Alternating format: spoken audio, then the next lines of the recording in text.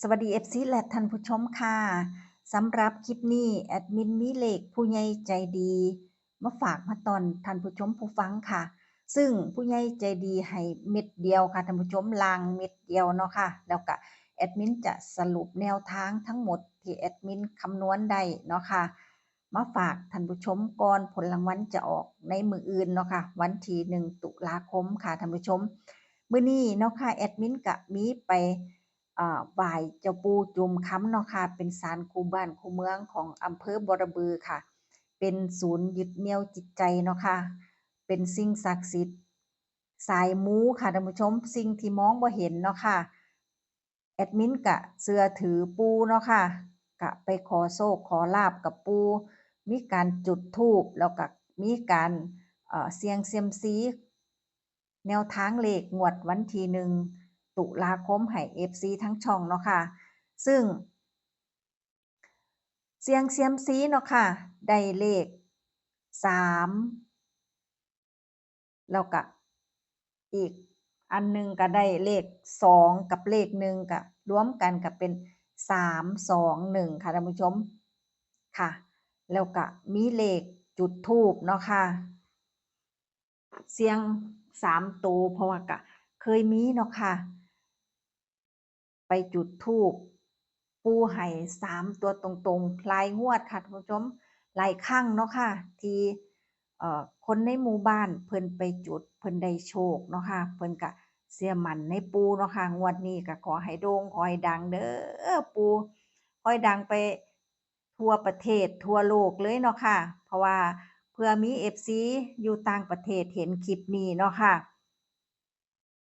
ก็ให้ได้รับโชคนำกันค่ะท่านผู้ชม เลขธูปเนาะค่ะได้ตัวแรกได้เลข6ตัวที่2ได้เลข9ค่ะกะไปลุ้นตัวที่3เนาะค่ะว่าเลขธูป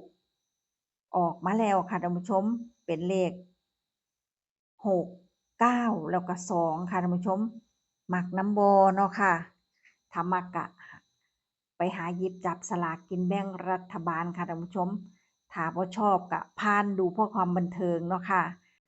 ไปดูเนาะค่ะสรุปสูตรหลักร้อยหลักสิบหลักหน่วยที่แอดมินลงไปให้แล้วเพื่อบางท่านอาจจะบ่เห็นคลิปนั้นมาดูสรุปคลิปนี้ก็ได้ครบ3ตัวเลยค่ะสูตรเด่นหลักร้อย3สูตรชนด้วยสูตรที่4คือสูตรคู่คี่ค่ะท่านผู้ชมสูตรแรกเนาะค่ะสูตรที่1คำนวณได้5 6 7 9 1สูตรที่2คำนวณได้6 7 8 9สูตรที่3คำนวณได้9 8 7แล้วก็สูตรคู่คี่เป็นเลขคี่ก็มี1 3 5 7 9เนาะค่ะชนกันทั้ง4สูตรก็ชนเด่นที่เลข7เลข9ร้องเลข6ค่ะแต่ว่าสูตรแอดมินขอใช้เลข9ตัวเดียววงกลมให้เนาะค่ะร้องเลข6เพราะว่าเลข7ไปติดดับค่ะท่านผู้ชมแอดมินก็เลยขอตัดออกเนาะค่ะจากสูตรหลักร้อยหรือท่านผู้ชมท่านใดชอบเลข7หลักร้อยก็สามารถนำไปใส่ได้เด้อค่ะท่านผู้ชมบ่แม่นแอดมินตัดออกเนาะค่ะก็ร้องเบิ่งค่ะท่านผู้ชมว่าสูตรดับเพิ่นจะเอาอยู่บ่เนาะค่ะดับ หลักร้อยค่ะเลข7งวดนี้เนาะค่ะเอาค่ะท่านผู้ชมแอดมินจะพาไปรับชมแนวทางหลัก10ต่อเนาะค่ะซึ่งแอดมินก็ลงให้ตั้งแต่ต่องวดเพราะว่าสูตรหลัก10เพิ่นเดินดีเนาะค่ะท่านผู้ชมยอดวิวก็ถือว่าดีค่ะท่านผู้ชมมีท่านผู้ชมเข้ามารับชมมากในคลิปนี้เนาะค่ะมากกว่าทุกคลิปค่ะแล้วก็ขอให้เดินต่อเนาะค่ะในงวดวันที่1ตุลาคมคือมื้ออื่นเนาะค่ะท่านผู้ชม ขอให้สูตรเพิ่นเดินดีเดินต่อแล้วก็ถูก3ตัวตรงๆในมื้ออื่นกันเลยค่ะเอาไปดูสูตรหลัก10ค่ะสูตรเด่นหลัก10ค่ะท่านผู้ชมชน2สูตรเนาะค่ะเป็นสูตรเก่าทั้ง2สูตรค่ะท่านผู้ชมซึ่งงวดที่ผ่านมาคำนวณได้เลข2แล้วก็เลข4แต่ว่าแอดมินไปเน้นเลข2หลายเนาะค่ะผลรางวัลออก646ค่ะ งวดนี้วันที่1ตุลาคมเนาะค่ะคำนวณให้แล้วสูตรที่1คำนวณได้7654สูตรที่2คำนวณได้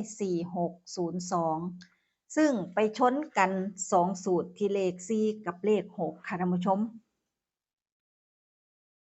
แล้วก็แอดมินมีอีกตัวหนึ่งเนาะค่ะคือเลข1ค่ะท่านผู้ชมซึ่งเป็นสูตรระยะสั้นแอดมินบ่ได้ลงให้ทั้งช่องเนาะค่ะก็แอดมินก็จะนำมาใส่อยู่ค่ะท่านผู้ชมเด่นหลัก10ให้3ตัวเนาะค่ะมี1มี4แล้วก็มี6แต่ว่าสูตรคู่คี่เป็นสูตรเลขคู่แอดมินจะเด่นไปที่เลข4กับเลข6มากกว่าเลข1ค่ะท่านผู้ชมค่ะก็ฝากไว้เนาะค่ะเด่นหลัก10ค่ะ แล้วก็ไปดูสูตรเด่นหลักหน่วยกันต่อเลยค่ะท่านผู้ชมเด่นหลักหน่วยบนเนาะค่ะงวดวันที่1ตุลาคมแอดมินใส่4สูตรชนโดยสูตรคู่คี่เป็นสูตรที่5ค่ะท่านผู้ชมสูตรแรกเนาะค่ะคำนวณได้1 2 3 4สูตรที่2ก็คำนวณได้1 2 3 4สูตรที่3คำนวณได้3 4 5สูตรที่4คำนวณได้3 5 7แล้วก็สูตรคู่คี่ชนกัน2สูตร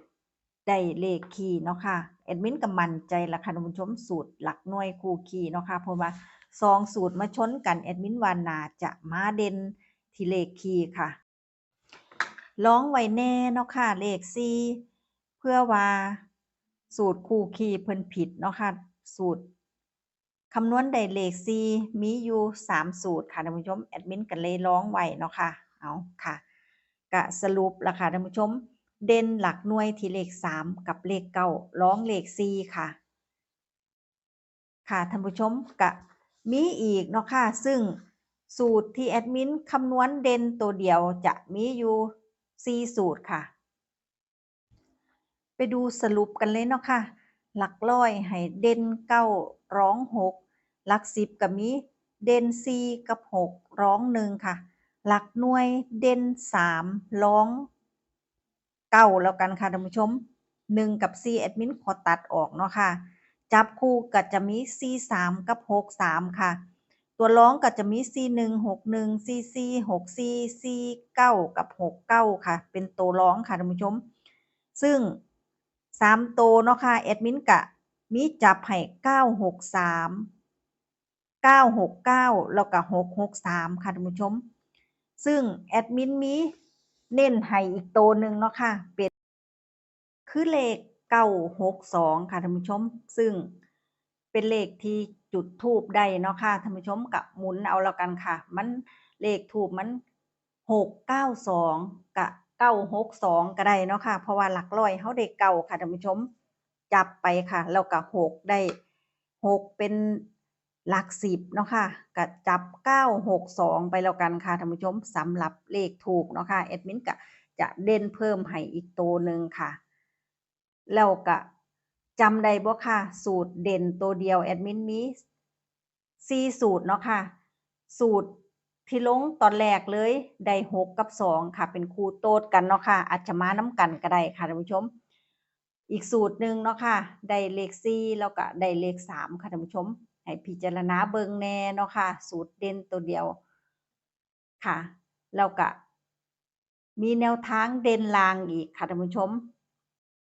สำหรับสูตรเด่นล่างเนาะค่ะแอดมินใส่5สูตรชนกันแล้วก็มาจับค่ะท่านผู้ชมซึ่งแอดมินก็มีตัวเด่นให้ที่04 05 09 15แล้วก็25เนาะค่ะท่านผู้ชมที่เด่นให้ก็ให้ FC พิจารณาเบิ่งค่ะท่านผู้ชมค่ะสุดท้ายนี้เนาะค่ะก็ไปดูแนวทางจากผู้ใหญ่ใจดีค่ะท่านผู้ชมให้ล่างเม็ดเดียวเนาะค่ะ แนวทางจากผู้ใหญ่ใจดีงวดวันที่1ตุลาคม68ฟันล่างเม็ดเดียว64ค่ะท่านผู้ชมมักน้ำบอมักกระจัดขัดกระพานเนาะค่ะ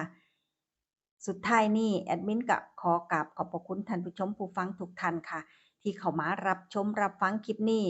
ขอให้ท่านผู้ชมผู้ฟังทุกท่านมีกิจการงานเจริญรุ่งเรืองโชคดีมีโชคสุขภาพแข็งแรงบุญรักษาเทวดาคุ้มครอง จนกว่าจะพบกันไม่คลิปหน้าคลิปนี้สวัสดีค่ะ